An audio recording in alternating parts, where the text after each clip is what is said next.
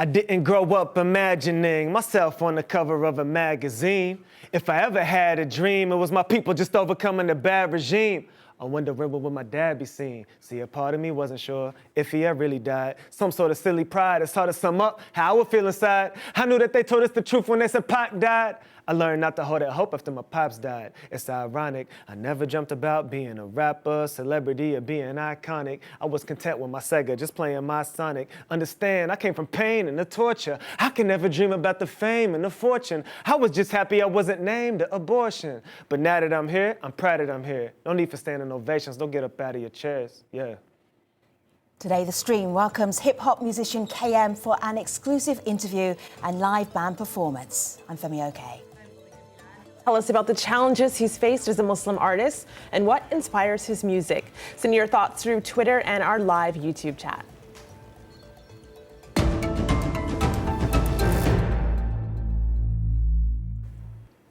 Kayem is an artist who fuses US hip-hop with the sounds of the Middle East and North Africa. The Libyan-American musician relates tales of struggle while expressing the power of political engagement and resistance. The son of a Libyan pro-democracy activist who was an opponent of then-leader Muammar Gaddafi, the Chicago-based rapper has campaigned for a host of activist causes. He was a headline name among several Arab-American artists who joined the Amplify Peace, Saving Syrian Lives tour in 2017. Now Kayem is preparing to release his most personal and focused work yet. Kayem, it's good to have you in the stream. Hello, It's welcome. a pleasure to be here. It's a pleasure. Thank you for having me. We're all shaped by our parents, our family, but your story about how you became a musician, what inspires you, comes directly from your dad. You even mentioned him right at the top of the show. You sent us some pictures. This is your dad. Tell us about him and how that influenced where you ended up growing up. So, my father, obviously he was a political prisoner in Libya. He escaped jail, helped form an opposition movement, and we grew up in Lexington, Kentucky, amongst a community of political dissidents. And I just remember my father being very jovial, very kind, very loving. Even with my mother, they were never too shy to be affectionate towards one another, different than maybe a stereotypical North African or Middle Eastern father. He was a poet, he was a wordsmith. He used to make up songs and freestyle around the house about anything, about a food I don't like or about banging pots and pans. Do you remember a little rhyme or a little poem that he told you as a kid? Is it still in your head? I know one in Libyan dialect. Go ahead. Okay. Make it short. I used to not eat food, like food and dumbest Egyptians know what's up. Sure. So he used to be like, خالد خلخولك لا خبز وخلل الفول خالد خلخولك لا خبز وخلل الفول. We're just saying basically like Khalid's eating all of the bread and leaving the food on the side. I mean, just like anything. I remember that. Yeah, but like a dad joke, basically. Dad joke.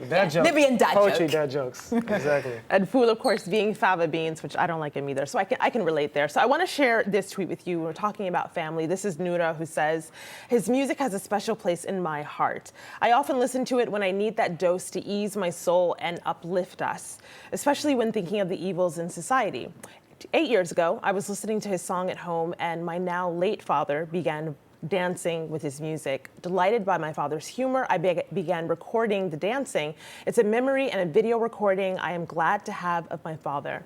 In other words, even such a powerful song can have light effects, which is a powerful quality of an artist. So thank you to Noura for sharing that. But Khalid, Kayem, it takes us into the realm of what this means to have it connected to family. Because as you mentioned, your father was a poet, but he was also a leading opposition activist. And you spent the first few years of your life on the run. Yeah, that was a beautiful tweet, by the way. Thank you for sharing that. For us, family was everything. And ironically, we were separated from our family. We were exiled. We had no communication. But I grew up with the closest bonds that I think human beings can form with one another. Because this collective group, for a while, my family was bouncing around Sudan. They were in Chad, Iraq, Algeria, Egypt, London. And in those days, assassinations and stuff were prevalent. And they decided collectively to move to the United States, seek asylum, and continue their organization over there. So I grew up in a community of people who only had each other. We struggled together. We overcame poverty and deaths and consoled one another. So for somebody that didn't grow up with a lot of blood family around, I know that I have way more human connections than the average person has, and I'm spoiled, you know, to have been that blessed. There's a picture we just showed, which is your mum and dad, and you at the front, and then your little brother's behind you. We can actually see the love and the bond there. For somebody who is Libyan American, there was a moment for you where you actually had a chance to go back home to Libya for the very first time and meet your family. You can see that in a documentary. It hasn't been released yet, but it's called Sing Freedom. I want to share just a moment of you eating with your family. Have a look.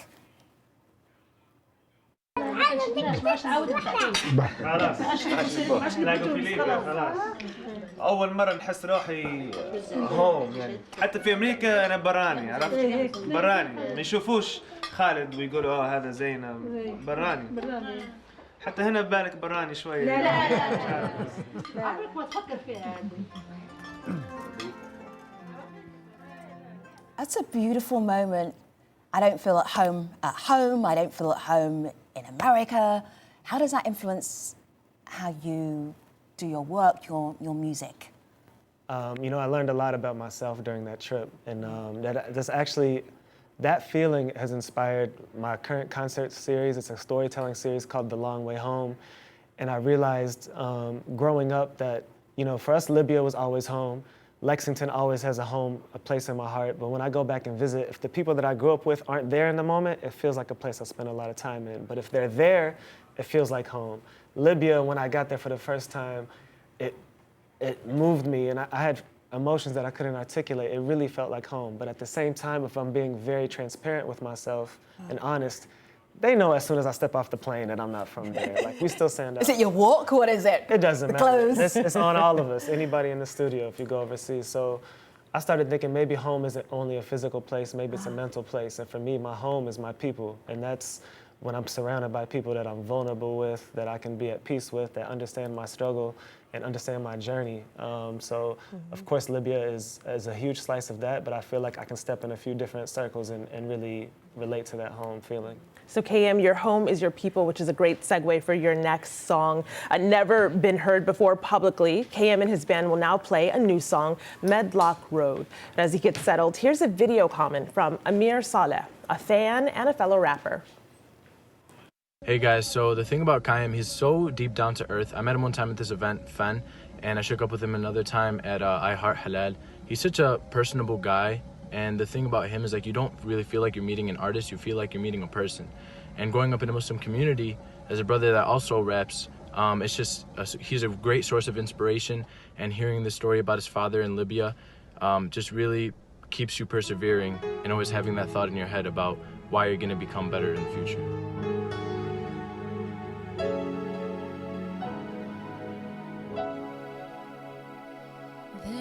Times when you need someone, and I will be by your side. We grew up in Lexington, Kentucky.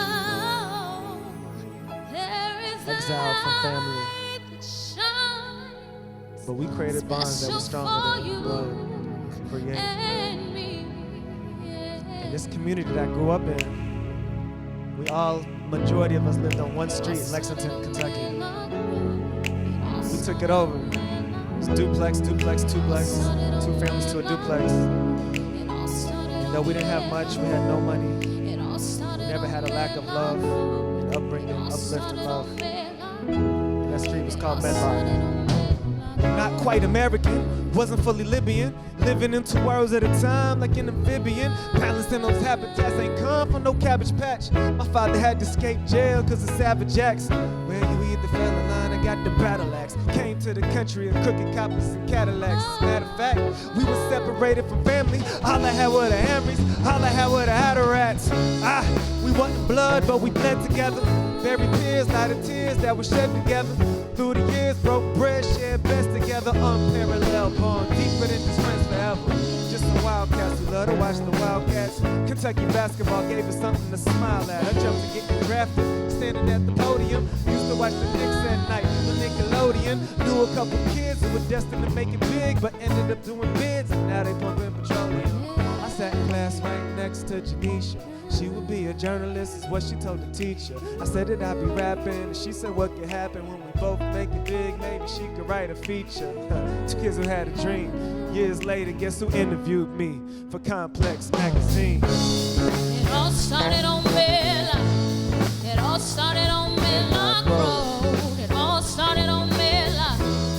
It all started on Medlock. It all started on Medlock. It all started on Medlock Road. It all started on Medlock Road. It all started on Medlock Road. It all started on Medlock Road. It all started on Medlock Road. Yeah. It all started on Medlock. It all started on Medlock Road. It all started on Medlock. It all started on Medlock Road.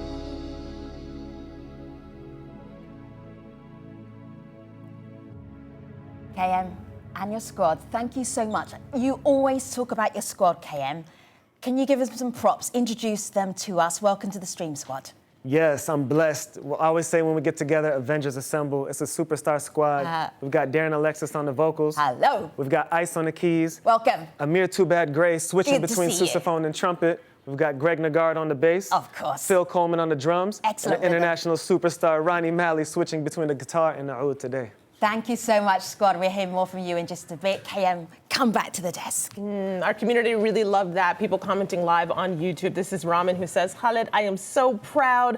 Others saying fire. But I want to switch over to tweets because we're getting those into just some praise here. Mohammed says, Kayem's meaningful work goes beyond his artistic lyrics. Can't Take My Freedom, which is a song that you will hear coming up, was a key advocate presentation that spread through the world. I remember my friends who aren't Libyan told me that song made them more aware about the situation in Libya. So also being a person who's spreading awareness there. But this last comment I want to bring to you is via Instagram because we got so many questions and comments when our community heard that Kayem was coming on the show. So I'll start with this one here from someone who says, what does freedom mean to you? And I'm going to take that a little bit further because freedom in the sense of knowing that you weren't free to travel for a very long period of time. Talk to us about that. Yeah, I mean, freedom of movement is one of the most basic human rights to, to anybody. And for me, people wonder why I disappeared. I saw a comment on Twitter like, oh, he was making music about Libya and he kind of went back to his old life in the States. And really, I faced a situation where I was on a no-fly list. I was facing perpetual FBI harassment, detainment, and surveillance. And during that time period, I couldn't release any music. I couldn't really be social on social media. I couldn't do anything. And we're part of a class action lawsuit to clear my name, and it took about 3.5 years for that to happen. So during that time, I had to cancel tours. I couldn't go overseas. I couldn't work. I couldn't make a living. And I've grown very appreciative of being able to do that now currently. Kayem, can you describe, because you're very used to telling that story about not being on the no-fly list, but can you tell us one of those moments where you were taken off the plane, you were interrogated, because any of those stories are remarkable and also terrifying.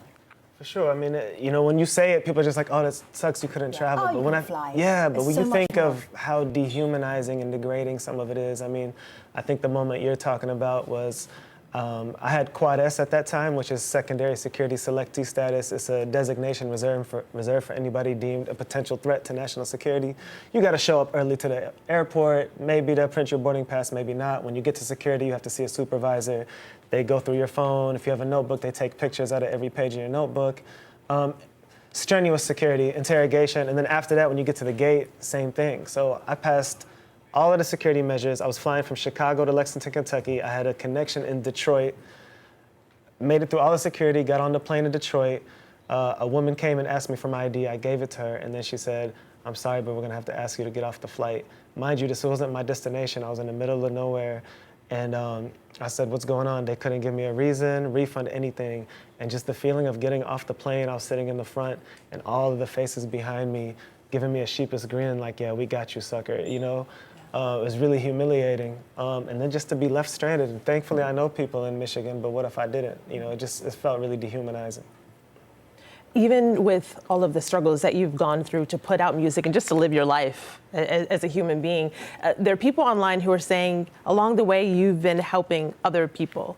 And so I wanted to share some of those tweets. This is Malik, who says, Kayem was the first person to put on for me as an artist. He took me on tour with him, spread my posts when I had no buzz, and 1,000% is a driving factor into why I started and continue to make music today. He goes on to say, Muslim hip hop is interesting nowadays. What I appreciate about Kayem's music is that it wasn't tailored towards Islam, but it had clever, specific references towards the faith and culture around it without separating out those who weren't in the community. Is that how you would describe your music? What do you make of this comment? I would think so. I think I definitely don't make Islamic music. I'm not the equivalent of a gospel artist. I'm a Muslim who happens to also be an artist. And for me, it's important not to try to speak on behalf of any group of people, whether Muslims, Libyan, or anything. I just exist on a spectrum. I'm a part of the story. I'm not the story. And I just try to contribute in that fashion. There are so many examples on your Instagram account of you doing charity appearances, you doing concerts which are to help other people. So your activism is a big deal. Let me just show our audience this picture here. And this is the Amplify Peace tour. You're obviously feeling it. But this drive that you have to help other people, where does that come from? I think each of us have a role to play in society. We're blessed with certain talents. I had a rude awakening when the revolution first happened in Libya, for example. I had a lot of friends who were going back home, people who had never been there in their life, but we were always raised with the understanding that we're returning. My father used to say, "Laman rohu," when we return. We always thought, like, it's gonna be a year, 2 years, 3 years. So for me, it was really beautiful to see so many people who have never stepped foot in Libya, my age, move there. And you had people helping with logistics, helping with aid, helping with communication towers. And so here I am like, oh, I need to get over there too and let me help. And I remember my family even saying, my family over there, like, yo, don't bring your butt over here. What are you gonna do? You're gonna be useless. You don't know how to do this stuff. Stay over there, raise awareness, organize stuff, organize media, get people to tell our story, share our story with the world. And this was really early on, before CNN, before anybody had made it in there. So that was kind of a humbling moment for me where I realized, you know, let me play my position and do the part that I can. We got this in from someone who says, do you think Libya was better off under Gaddafi? And of course, you didn't live in Libya under Gaddafi, but your father did. I didn't live because we couldn't live, because I Right. would have been killed if we lived there, you know, and I didn't live there because my uncles who were assassinated in 1984 that I was named after, whose bodies were found in a freezer in 2011, couldn't live there freely. And what I say, that's a very important question, and a lot of people ask it, but I always say it's the wrong question to ask because it creates a revisionist history. So if we say, for example, you have a tyrant, a slave master, let's say you had a slave master in America who oppressed the people living with him, raped, tortured them, would they be correct in revolting?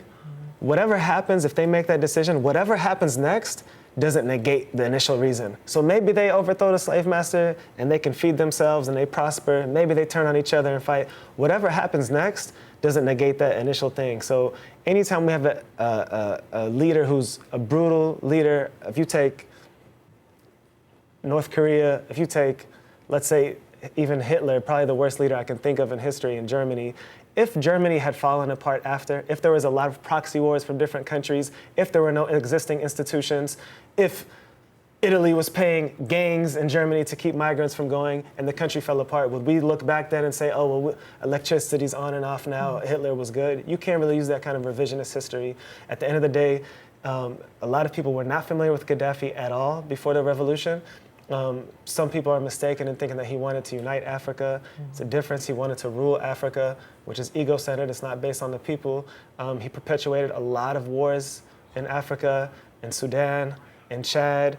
And at the end of the day, oppression was just rampant. So when you say at least they had safety under Gaddafi, it was safe in the sense that a hostage situation is safe, which is if I take Malika hostage right now, she's safe as long as she don't say nothing or move and she does what I do. So and I won't feel very safe. Right. I want to go to a slightly lighter moment, but again inspired by what you post. And I'm wondering if your superpower might be music, because if you look here on your Instagram account, you talk about how you love the X-Men, how you're a fan of Marvel.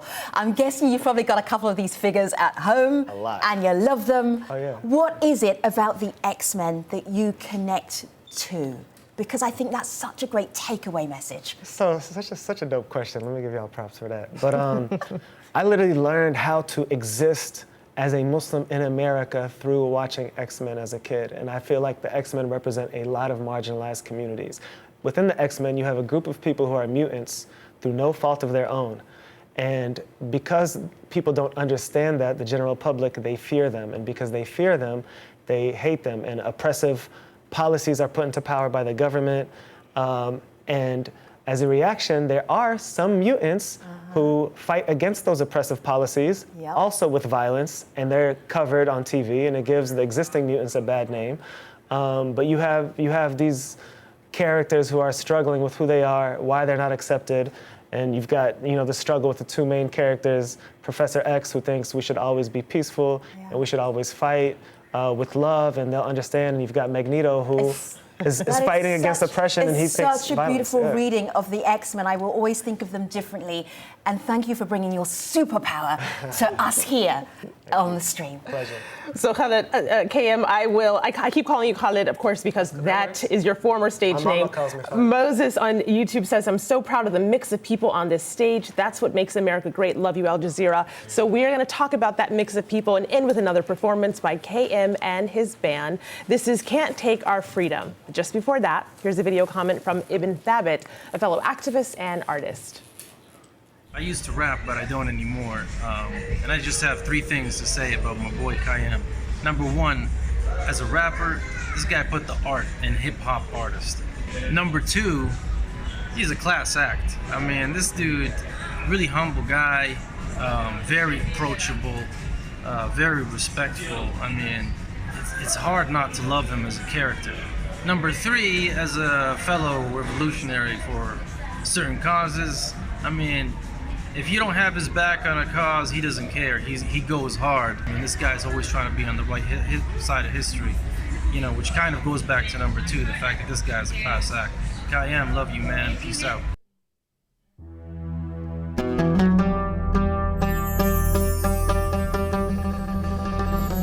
So my father, he was in prison for 5 years before he escaped. And at one point, he shared a jail cell with his father. He escaped. He carved his name and date into the side of the mountains in Medlock, the Amazigh village that he's from, in case he was never to be seen again. And I remember looking at his back as a kid, and the scars that ran up and down his back. I remember thinking it looked like a road map, thinking about the torture that he faced, and realizing that this was a common story. My friends' parents all had similar stories. This song is dedicated to all of the fallen soldiers that fought for Libya. Sadiq Shwehdi, Azat Magarief, Bashir Amri. May we be reunited. In the darkest hour, when the world has turned away and no one's watching, when the sky has turned to gray and you have no options, when your voice is illegal, only choice for the people is to stand up proudly in the face of death. It ain't a waste of breath when you speak up loudly on behalf of the kids in the street with no pop to listen, living on their own cause they pop is missing. Don't know if he's dead or he's locked in prison. Disappeared, they consider him the opposition. Now I'm having visions and dreams I shouldn't see. Could we be this close? Nah, couldn't be. But if the people in Egypt and Tunis could do this inside their fate, why wouldn't we? More than 40 years in a proclamation under occupation, we cannot be waiting. Stop debating. When one of us dies, 10 jump in line ready to box with Satan. You can't take our freedom or take our soul. Take our freedom or take our soul. You are not the one that's in control. You are not the one that's in control. I said, La ilaha illallah. No power is greater than God.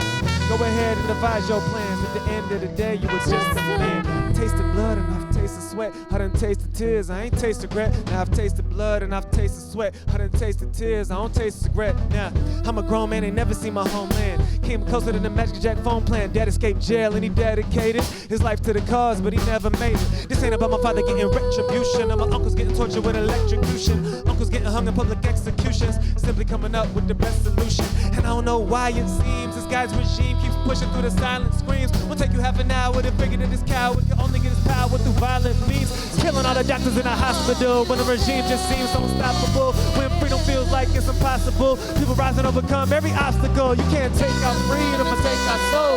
Take our freedom and take our soul. You are not the one that's in control. You are not the one that's in control. I said, La ilaha illallah. No power is greater than God. Go ahead and divide your plans. At the end of the day, you were just a man. Take our freedom and take our soul. Take our freedom and take our soul. You are not the one that's in control.